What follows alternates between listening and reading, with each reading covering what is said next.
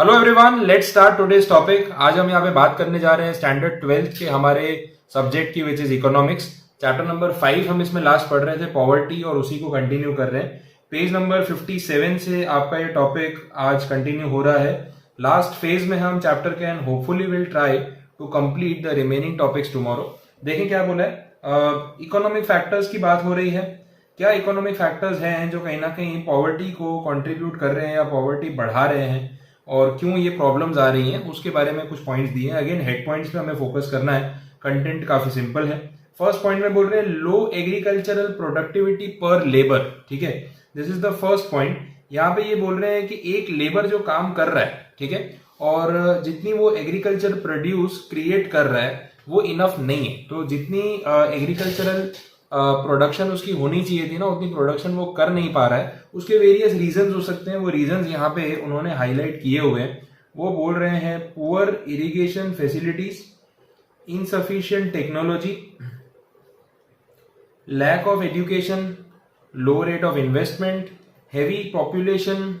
ये सब रीजंस जो हैं वो आपके सामने हैं एंड दे आर क्लियर। ठीक है, इरिगेशन के लिए, फार्मिंग के लिए फैसिलिटीज अच्छी नहीं है, टेक्नोलॉजी कम है, एजुकेशन और ट्रेनिंग की कमी है, पैसों की कमी है, पॉपुलेशन भी तो बहुत ज़्यादा है ना। तो ये सारी चीज़ें हैं, जब इन टोटलिटी काम करती हैं तो पता चलता है कि एग्रीकल्चर प्रोडक्टिविटी उतनी हो नहीं पाती है, और उस वजह से कहीं ना कहीं फार्मर की जो पॉवर्टी है वो लेवल बढ़ता रहता है और उसकी इनकम नहीं बढ़ पाती।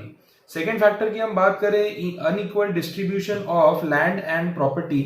Land is very important for cultivation, ये इन्होंने क्लियर किया हुआ है from the British period in India. यहाँ पे बता रहे हैं कि ये हम देख चुके हैं एक्चुअली में कि जो जमीन है, जो प्रॉपर्टी है, उसका डिस्ट्रीब्यूशन बहुत ज्यादा अनइक्वल है। जिसके पास जमीनें हैं उसके पास जमीनों की जमीनें पड़ी हैं, और जिनके पास नहीं है उनके पास, बेचारों के पास कुछ नहीं है।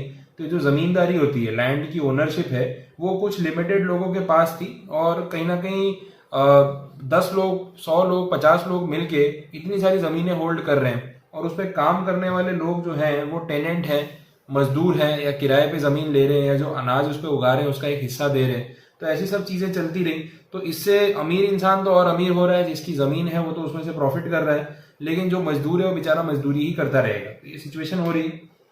Minimal development of small and cottage industries. Cottage industries और स्मॉल इंडस्ट्रीज को जितना ग्रो करना चाहिए था कहीं ना कहीं उन्होंने नहीं किया, और हैवी इंडस्ट्रीज ज्यादा इंपॉर्टेंट मानी गई। रूरल एरियाज में एक्चुअली में देखा जाए ना तो कॉटेज इंडस्ट्रीज का बहुत ज्यादा कंट्रीब्यूशन है, स्मॉल स्केल सेक्टर का बहुत कंट्रीब्यूशन है, बट इतने साल उनको उतना रेफरेंस या एक बोलते हैं ना कि रिकग्निशन नहीं मिला, उनको उतना अटेंशन नहीं मिला, और इस वजह से ये चीजें नहीं हो पाई।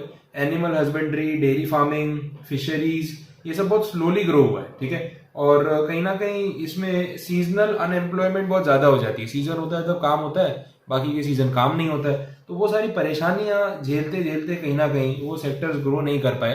अब आजकल सरकार मार्केटिंग काफी करती है कि नहीं, हम एमएसएमई सेक्टर बोलते हैं, medium small micro enterprises and all, तो सब की बात बहुत होती है, बोलते भी हैं कि हम इस पर बहुत ज्यादा फोकस कर रहे हैं, बट अब वो फोकस सिर्फ मार्केटिंग के लिए होता है, ऑन पेपर या फिर प्रैक्टिकली भी होता है, वो देखने वाली बात है। प्राइजेस में जो इंक्रीमेंट हो रहा है, महंगाई बढ़ रही है, उस वजह से भी कहीं ना कहीं परचेजिंग पावर लोगों का कम है, मतलब दाम बढ़ते जाते हैं, कमाई उतनी नहीं बढ़ती है। मैं रिसेंटली जैसे मैं भी अपना घर चला रहा हूँ, मेरे एक्सपेंसेस बेयर कर रहा हूँ, तो यू नो आप एज ए स्टूडेंट अभी शायद उन चीज़ों पे उतना फोकस नहीं करते हो, लेकिन मैं ज़रूर करता हूँ, या आपके पेरेंट्स ज़रूर करते होंगे जो एक्चुअली में घर का खर्चा चला रहे हैं। तो यू नो हर चीज़ का आपने बोलते हैं आटे दाल का भाव पता होना चाहिए, या सब्जियों के दाम पता होने चाहिए। तो लोग बोलते हैं कि यार बेटा अपना घर चलाओ, कमाई करो, खर्चे करो, पता चलेगा आटे दाल का भाव क्या होता है। ऐसा जनरली कितनी बार कोट करते हैं।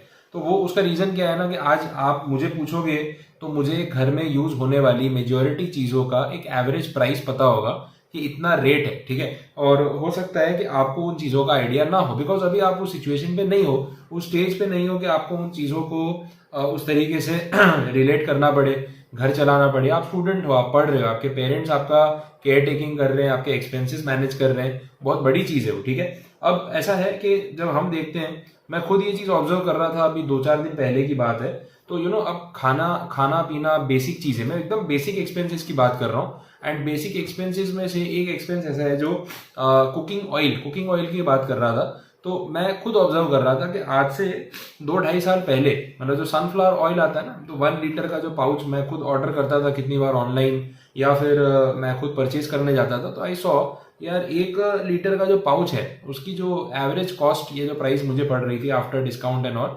एमआरपी कुछ 100 रुपीज था एंड प्राइस मुझे 90 रुपीज पड़ता था डिस्काउंट के बाद। तो 90 रुपीज का 1 लीटर सनफ्लावर ऑयल था जो मैं कंज्यूम कर रहा था, घर में यूज हो रहा था। अब रिसेंटली मैंने अभी देखा, अभी लॉकडाउन खत्म हो गया, सब चीजें नॉर्मलाइज हो गई, जब मैंने उसका रेट देखा है, आज की डेट में एमआरपी देख रहा हूँ, प्रिंटेड प्राइस इज 175। आप बड़े स्टोर से लेते हो तो डिस्काउंट में आपको 150 रुपीज या 155 तक पड़ जाता है, कभी 145 तक पड़ जाता है। तो मैं ये ऑब्जर्व कर रहा हूँ कि 2.5 ईयर्स का अप्रोक्स अभी एक स्पैन खत्म हुआ है, या 3 ईयर्स का प्राइस का जो रेशियो है, जो ग्राफ है, वो आप देखो कि 90 रुपीज का कुकिंग ऑयल अगर आज 145 का पड़ रहा है, तो 3 ईयर्स में 50% इंक्रीमेंट है बेसिक कुकिंग ऑयल में। ऐसा काफी चीजों में होगा। अब 90 रुपीज की चीज अगर 145 की हो गई, तो क्या 3 साल में मेरी कमाई 50% बढ़ी है क्या? अगर मान लो 3 साल पहले एक इंसान महीने का 20,000 रुपए कमा रहा था, तो क्या आज उसकी सैलरी 30,000 रुपीज है मिनिमम? अगर इतना ग्रोथ हुआ है तो फिर वो इस महंगाई को झेल लेगा। लेकिन अगर नहीं हुआ है, तो आप सोचो कुकिंग ऑयल का कंजम्पशन तो उतना ही है, बट उसकी सैलरी में वो कुकिंग ऑयल अब अफोर्डेबल नहीं है। पहले अगर वो महीने का 2 लीटर खरीद रहा था, अब शायद उसे 1.5 लीटर करना पड़ेगा। तो अपने एक्सपेंसेस को कट डाउन करना पड़ेगा अगर प्राइस ऐसे ही बढ़ता गया। तो ये जो रैपिड प्राइस इंक्रीज है, ये कहीं ना कहीं हमारे लिए उतना फेवरेबल नहीं है। ठीक है, आगे बढ़ते हैं। अनएम्प्लॉयमेंट भी एक रीजन है जो वो लोग यहाँ पे कोट कर रहे हैं। वो तो देखो, पॉपुलेशन जितनी हाई होगी, अनएम्प्लॉयमेंट तो रहने ही वाला है कहीं ना कहीं। मैं ये नहीं मानता कि पूरी तरीके से गलती गवर्नमेंट की है। इंडिया में net increase in population per annum 2 crore लोगों का होता है। इतनी पॉपुलेशन तो पूरे ऑस्ट्रेलिया की है। तो मतलब ऐसा है कि आप हर साल एक ऑस्ट्रेलिया क्रिएट कर देते हो और फिर आप बोलते हो कि भाई सबको नौकरी दो, तो हर साल सरकार 2 करोड़ नौकरियां कहाँ से लाएगी? ये भी तो सोचने वाली बात है ना। तो कहीं ना कहीं पॉपुलेशन एक्सप्लोजन एक रीजन है जो हमें परेशान करता है। ये सब चीजें हैं। सोशल रीजंस भी हैं। सोशल रीजंस में क्या बोला है वो भी समझो। सबसे पहले बात हो रही है एजुकेशन लेवल कम है। तो एजुकेशन ना होना, इलिटरेसी होना, दैट इज अ प्रॉब्लम। तो इसमें मुझे अंदर कुछ ज्यादा नहीं समझाना है, क्योंकि उन्होंने फार्मिंग से रिलेट किया कि फार्मर्स अगर एजुकेटेड होंगे, स्किल्ड होंगे, तो वो ज्यादा जो वो हमने बोला ना प्रोडक्टिविटी, वो बढ़ा सकेंगे। लेकिन अगर वो उतने स्किल्ड नहीं है तो कहीं ना कहीं इश्यूज आने वाले हैं। फिर बोला है जेंडर इनइक्वालिटी। ठीक है, ये भी एक रीजन है कि भाई मेल और फीमेल में डिफरेंशिएशन होने की वजह से एक टैलेंटेड फीमेल को अगर अपॉर्चुनिटी ना दी जाए, तो आप टैलेंट को वेस्ट कर रहे हो, तो कंट्री कैसे ग्रो करेगा? और ऐसा तो हजारों करोड़ों जगह पे हो रहा होगा ना। तो इनइक्वालिटी नहीं होनी चाहिए, अपॉर्चुनिटी सबको मिलनी चाहिए। वर्क फ्रंट पे मेल फीमेल का डिफरेंशिएशन नहीं करना चाहिए जहां पे वो नेसेसरी नहीं है। मतलब एक होता है ना कि हाँ, अगर कोई लेबर ओरिएंटेड इंटेंसिव काम है जहां पे फीमेल बॉडी उस चीज को नहीं झेल सकता है, मतलब वेट कैरी करना है या एक लिमिटेशन, एक जेंडर बेस्ड लिमिटेशन है, then it is okay. But otherwise कोई लिमिटेशन नहीं है और फिर आप सिर्फ डिफरेंशिएशन कर रहे हो, तो आज की डेट में बहुत ही गलत बात है, ये ध्यान रखना है। नेक्स्ट बोला है अदर रीजंस में। हाँ, अदर रीजन जनरल रीजन है। जैसे 2 कंट्रीज के बीच में वॉर होती है, तो वॉर की वजह से दोनों कंट्रीज की इकोनॉमी पे जो फटका पड़ता है ना, बहुत भारी होता है। इसलिए कोई भी कंट्री वॉर की धमकी दे दे, आज अपने देखते हैं पाकिस्तान बोलता है हम अटैक कर देंगे, अब तो बोलता भी नहीं है खैर, लेकिन कुछ साल पहले सुनने को मिलता था। अब हमें इंडियन गवर्नमेंट ये जानती है, पूरा वर्ल्ड जानता है कि पाकिस्तान के पास पैसे तो है नहीं, और वॉर करने के लिए जितना फंड चाहिए उतना फंड आज की डेट में उसको कोई स्पॉन्सर नहीं करेगा। तो एक कंट्री ऑलरेडी बर्बाद है, अब वो क्या वॉर की धमकी देगा? तो अब उनकी वॉर की धमकी से तो हम डरते नहीं है। हाँ, टेररिस्ट अटैक्स प्लान करना कंपेरेटिवली सस्ता है, तो वो लोग करते रहते हैं और वो कर सकते हैं, तो वहां हमें ध्यान रखने की जरूरत पड़ती है। ठीक है, अब तो पता नहीं उनमें कितनी ताकत बची है, क्योंकि उनके फाइनेंशियल सोर्सेज ही खत्म हो गए। हाँ, चाइना ये करता है तो वहां डर लगता है कि उसके पास पैसा है, वो करेगा तो हमारी इकोनॉमी को नुकसान पहुंचा सकता है। ठीक है, फिर नेक्स्ट, डिफेंस का खर्चा अगर बढ़ जाए तो भी महंगाई बढ़ जाती है। डिफेंस का खर्चा, वॉर वाली सिचुएशन, टैंक, ये वो पता नहीं, मिसाइल्स, फाइटर जेट खरीदने, राफेल प्लेन खरीदना है, तो उसका पैसा कौन दे रहा है? हम ही तो दे रहे हैं। तो हमारे ऊपर टैक्सेस का बर्डन बढ़ेगा। तो ये चीज जो है वो फेवरेबल नहीं है कि आप डिफेंस पे ज्यादा खर्चा करने की आपको जरूरत पड़े, बट सिक्योरिटी रीजन से करना तो पड़ेगा ही, उससे हम पीछे नहीं हट सकते। तो बजटिंग जो है वो बहुत नेसेसरी है, अदरवाइज पब्लिक पे बर्डन बढ़ जाएगा। क्लियर? आगे बढ़े, नेक्स्ट पॉइंट देखें। यहाँ पे बात कर रहे हैं डिफेक्टिव पॉलिसीज की। अब defective policy in the sense कि आप जो ये 5 ईयर प्लान बना रहे हो, सरकारी स्कीम लेके आ रहे हो, अब वो अगर प्रैक्टिकली कोई फायदा ही नहीं दे रही है तो पॉवर्टी बढ़ने ही वाली है। आप योजनाएं बनाते रहते हो ये, लेकिन वो योजना कितनी प्रैक्टिकल है उस पर आप वर्क नहीं करते हो, नुकसान होने वाला है। तो it is very much necessary कि जो सरकारी पॉलिसीज हैं उसको बहुत ही सोच समझ के और large sector of the population को ध्यान में रख के बनाया जाए, प्रॉपरली कोऑर्डिनेट और इम्प्लीमेंट किया जाए, ताकि उसका बेनिफिट एक्चुअली में ग्राउंड्स पे दिखे। ये नेसेसरी है। अब जब ऐसा नहीं हो पाता है ना, तो अल्टीमेटली नुकसान बढ़ जाता है, लोगों को तकलीफें बढ़ जाती है और फायदा कुछ नहीं होता। इन जनरल उन्होंने ये बोला हुआ है। आगे बढ़ते हैं, मेजर्स टू रिड्यूस पॉवर्टी। क्या मेजर्स लेने चाहिए? हाँ, ये भी तो है, प्रॉब्लम भी बताए जा रहे हैं, सोल्यूशन भी तो बताओ। एग्रीकल्चरल प्रोडक्टिविटी को बढ़ाने के लिए अच्छी टेक्नोलॉजी, फार्मर्स का education, training, literacy, investment facilities, अच्छी इरिगेशन फैसिलिटीज, पानी की सुविधा, फर्टिलाइजर्स, मशीन्स, ये सब कुछ अगर आप प्रोवाइड कर पाते हो, उनको सही रेट पे चीज़ें कॉस्ट पे दिलवा सकते हो, तो कहीं ना कहीं प्रोडक्टिविटी, प्रॉफिट बढ़ेगा और उनका जो स्टैंडर्ड ऑफ लिविंग है वो बढ़ेगा। आप बिलीव नहीं करोगे, आज की डेट में फार्मर, बिहार में एक फार्मर महीने का 3500 रुपीज कमाता है, बस पूरे महीने का बोल रहा हूँ मैं। 3500 rupees per month is the average income of a farmer in Bihar. ये एक डेटा है। बाकी स्टेट्स में भी आप देखोगे तो 5000, 5500, 6000 पूरे महीने का। सोचो 3500 रुपये महीना, मतलब आप दिन का निकाल लो कितना हो गया। और अगर उसका फैमिली 4 से 5 लोगों का तो होगा एवरेज, तो पर पर्सन कितना हो गया आप गिनोगे तो वो अमाउंट कुछ 5-7 रुपए भी हो जाए तो बड़ी बात है। मतलब 3500 रुपये है तो एक किसान परिवार अगर 3500 रुपये में पूरा महीना चला रहा है तो उसकी रोज की इनकम 100, 110, 120 रुपये से ज्यादा नहीं है। और अगर 5 लोगों का एवरेज परिवार है तो एक बंदे की इनकम एक दिन की सिर्फ 20 रुपये, उसमें वो सर्वाइव कैसे करते होंगे, ये सोचने वाली बात है और सोच के डर लगता है। तो हमें कुछ ना कुछ करना पड़ेगा, चीज़ों को सुधारना पड़ेगा। जितनी भी ऊपर प्रॉब्लम्स हैं उनको सबको सॉल्यूशन देने की यहाँ बात की है। Development of the small scale industry, ये एक प्रॉब्लम भी ऊपर बताया गया था। स्मॉल स्केल इंडस्ट्रीज को ध्यान नहीं दिया गया, तो क्यों ना हम इनके लिए अच्छी अच्छी स्कीम्स निकालें, इनको थोड़ा सा फंडिंग प्रोवाइड करें, सस्ते लोन्स प्रोवाइड करें, कुछ उनको कोलैटरल ना रखना पड़े, सिक्योरिटी ना रखनी पड़े, वैसे लोन्स प्रोवाइड करें। तो इससे एमएसएमई सेक्टर ग्रो हो सकता है। टैक्सेस के रेट इनके लिए कम रखें, ये सब जरूरी है। Development of unorganised sector. Unorganise sector वो है जिनमें कोई एसोसिएशन नहीं है, कोई ऑर्गेनाइजेशन नहीं है, कोई कानून नहीं बना हुआ है, सब पब्लिक के भरोसे चल रहा है। तो चीज़ों को अगर हम सिस्टम में लेके आए, सरकार उसे रिकग्नाइज करे, उसके लिए बॉडीज बनाए, एसोसिएशंस बनाए, तो कहीं ना कहीं उसका जो पूरा एक सिस्टम है वो ठीक से चलेगा और ऑर्गेनाइज करने से उसकी लीगैलिटी बढ़ जाएगी। तो जो प्रॉब्लम्स हैं, जो फ्लॉज हैं, वो कम हो जाएंगे। तो ऐसे सारे सेक्टर्स को भी टारगेट करना चाहिए, ये उन्होंने बोला। टैक्स पॉलिसी जितनी अच्छी हो उतना अच्छा है, वो तो बहुत ज़रूरी है।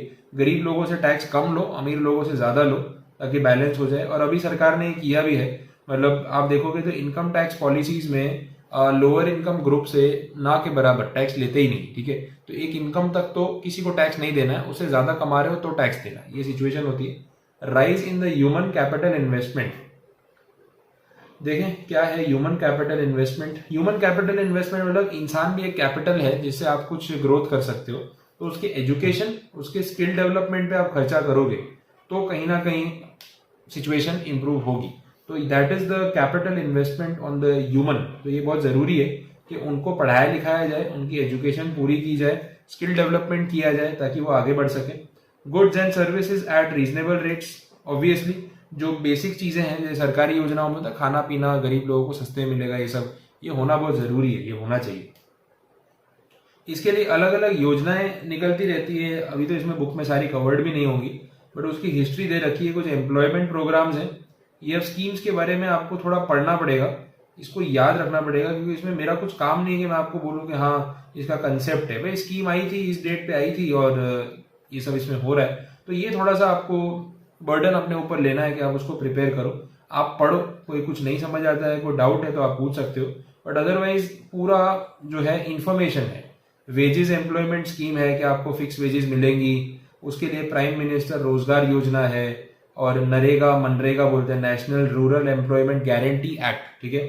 और हाउसिंग स्कीम में भी आवास योजना होती है जिसमें आपको घर प्रोवाइड किए जाते हैं। अच्छा, ये नरेगा को उन्होंने बोला है यहाँ Mahatma Gandhi national rural employment guarantee act, मतलब जो रूरल एरियाज हैं वहाँ पे पर डे पर पर्सन इतना पैसा आपको मिलेगा और उतने की दिहाड़ी या वेजेस का काम मिलेगा, उसकी गारंटी सरकार देती है, ऐसे बोलते हैं। आवास योजना है, पक्के घर बना के देना लोगों को, प्रधानमंत्री आवास योजना, मुख्यमंत्री आवास योजना, तो उसके अंदर सस्ते घर मिलते हैं कॉस्ट टू कॉस्ट। और स्लम एरियाज को खत्म करने की जो एक बोलते हैं ना, एक उनकी डिजायर है या जो नेसेसिटी है, उसको यहाँ पे पूरा किया जा रहा है। ठीक है, तो छोटे छोटे फ्लैट्स बना के वैसे दिया जाता है उनको, और उनकी इनकम के हिसाब से बहुत कम पैसे लिए जाते हैं। लॉटरी टिकट निकालते हैं उसमें, क्योंकि इतने लोग अप्लाई करते हैं, तो जिसको फ्लैट मिल गया उसको मिल गया, और उसका पूरा इनकम स्टेटस डॉक्यूमेंट्स सब चेक करते हैं। ऑलरेडी उसके पास घर है, अच्छे पैसे हैं, गाड़ी वाड़ी है, वो नहीं इन्वेस्ट कर सकता है इसमें।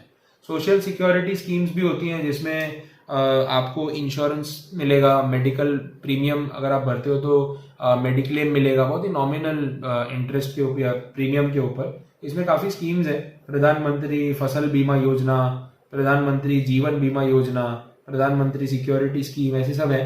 तो आप जितना उसके अंदर इन्वेस्ट करोगे वो अमाउंट बहुत कम है। ये देखो 12 रुपए का प्रीमियम, 330 रुपए का प्रीमियम, उसमें आपकी लाइफ इंश्योरेंस पॉलिसी हो जाती है। तो ये सब स्कीमें बहुत फायदेमंद होती हैं। जन धन योजना है, आप बैंक अकाउंट खुलवाओ विद जीरो बैलेंस। ये प्रधानमंत्री योजना आई थी और मोदी जी ने इसको लॉन्च किया था 2014 में, जन धन योजना, और ये काफ़ी सक्सेसफुल है। तो ऐसे सब फैक्टर्स जो है वो यहाँ पे अवेलेबल है। तो जन धन योजना में आपको क्या क्या बेनिफिट्स मिल रहे हैं वो यहाँ पे इन्होंने बताई हुई है। सब्सिडीज जो है गवर्नमेंट देती है पुअर फैमिलीज को, तो अगर जन धन योजना में खाते खुले होंगे तो डायरेक्ट वो सब्सिडी बैंक अकाउंट में आएगी, कैश का चक्कर नहीं रहेगा, तो फ्रॉड्स कम हो जाएंगे उसमें। और ये भी बोला है कि अगर आप 5 महीने तक जन धन योजना अकाउंट ओपन करवा के रखते हो तो 5,000 रुपये तक का ओवरड्राफ्ट फैसिलिटी जो है वो आपको मिलेगी। और इवन लाइफ इंश्योरेंस पॉलिसी भी कुछ फ्री में करके दे रहे हैं स्टार्टिंग में, ऐसा फीचर भी उन्होंने रखा था। और इसका जो भी फाइनेंशियल बेनिफिट है वो लोगों को मिलेगा, और कहीं ना कहीं लोग बैंक अकाउंट खुलवाने की तरफ आगे बढ़ेंगे। That was the main intention. तो इसके साथ हमारा जो चैप्टर है यहाँ पे, चैप्टर नंबर 5, वो कंप्लीट हो चुका है। एंड आई होप आपको ये समझ में आया होगा। अब आगे जो नेक्स्ट चैप्टर रहेगा अनएम्प्लॉयमेंट, वो हम नेक्स्ट लेक्चर में कंटिन्यू करेंगे। मीनवाइल आप इसको पढ़ के रख लो, कोई क्वेरी हो, कुछ नहीं समझ आया हो तो feel free to comment and message, and हम उसको डिस्कस करके कंप्लीट कर सकते हैं। ठीक है, थैंक यू सो मच।